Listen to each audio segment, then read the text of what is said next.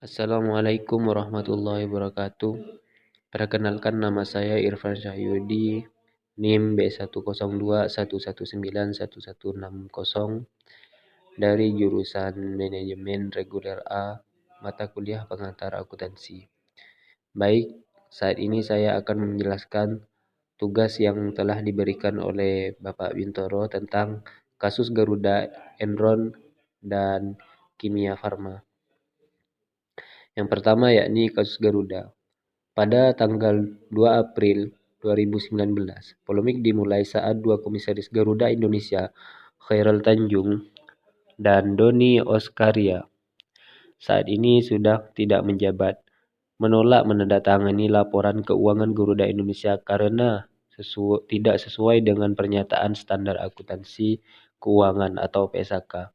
Dalam pembukaan tersebut, Garuda Indonesia menyatakan laba bersih mereka senilai 890,85 ribu atau setara dengan 11,33 miliar dengan asumsi kurs Rp14.000 per dolar Amerika Serikat. Lonjakan sangat tajam dan signifikan. Ini berbanding terbalik dengan pembukuan sebelumnya yang menyatakan kerugian sebesar 216,5 juta US dollar. Ternyata Garuda Indonesia mengakui piutang dari PT Mahata Aero Teknologi atau MAT terkait pemasangan WiFi sebagai laba perusahaan.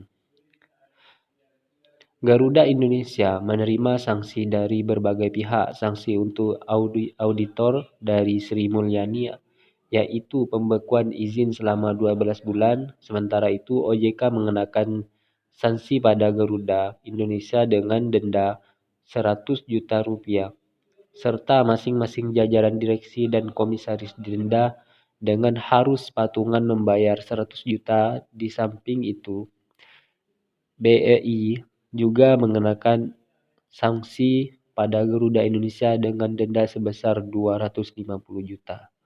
Pelanggaran PT Garuda Indonesia, Otoritas Jasa Keuangan memutuskan bahwa PT Garuda Indonesia telah melakukan kesalahan terkait penyajian laporan keuangan tahunan per 31 Desember 2018.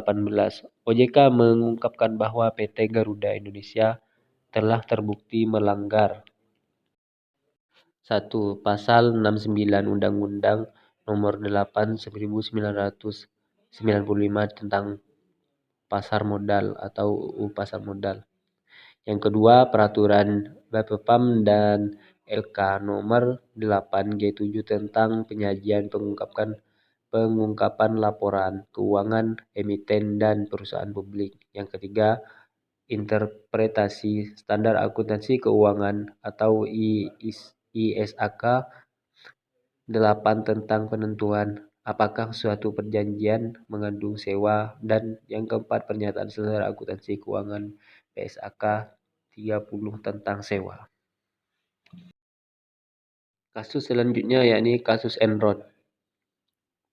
Aksi penipuan laporan keuangan perusahaan demi menarik investor ini pernah sekali mengundang perhatian dunia saat dilakukan salah satu perusahaan terbesar di Amerika Serikat, yaitu Enron, yang kala itu menduduki peringkat ke-7 perusahaan terbesar di AS. Terbelit skandal penipuan pada para investornya. Melalui laporan keuangan perusahaan yang cerah, Enron sukses mendapatkan guyuran dana segar dari para investor. Tapi sayang, kesuksesan perusahaan energi raksasa itu akhirnya ambruk karena serangkaian penipuan di pihak manajemen. Bukan hanya soal penghasilan, bahkan utang Enron pun tidak diungkapkan di hadapan para investor. Belum berhenti sampai di situ, Enron disebut-sebut mendapatkan dorongan dari Gedung Putih. Maklum, Enron mengeluarkan dana dalam jumlah besar untuk mendorong mantan Presiden AS George W. Bush dalam kampanyenya. Pada tanggal 2 Desember 2018, 2001, Enron melaporkan perusahaan yang telah jatuh bangkrut. CEO Anderson Joseph Berardino mengatakan perusahaannya menemukan kemungkinan tindakan melanggar hukum yang dilakukan Enron. Pada 9 Januari 2002, Departemen Hukum AS lantas meluncurkan tim investigasi untuk membuktikan tuduhan kriminal tersebut. Para investor, pegawai pemegang dana pensiun, hingga politisi menuntut penjelasan atas jatuhnya Enron yang telah jaya selama belasan tahun. Kemungkinan adanya penipuan dan pencucian uang akhirnya terbukti benar. Kasus tersebut lantas menyeret salah seorang pegawai yang bernama Michael Cooper. Dia lantas membongkar seluruh penipuan yang terjadi di Enron. 3 dalam penipuan investasi tersebut akhirnya terkuak, yaitu mantan manajer keuangan Andrew Fastow, mantan pemimpin CEO Conet Lay, ketua audit keuangan Enron David Duncan.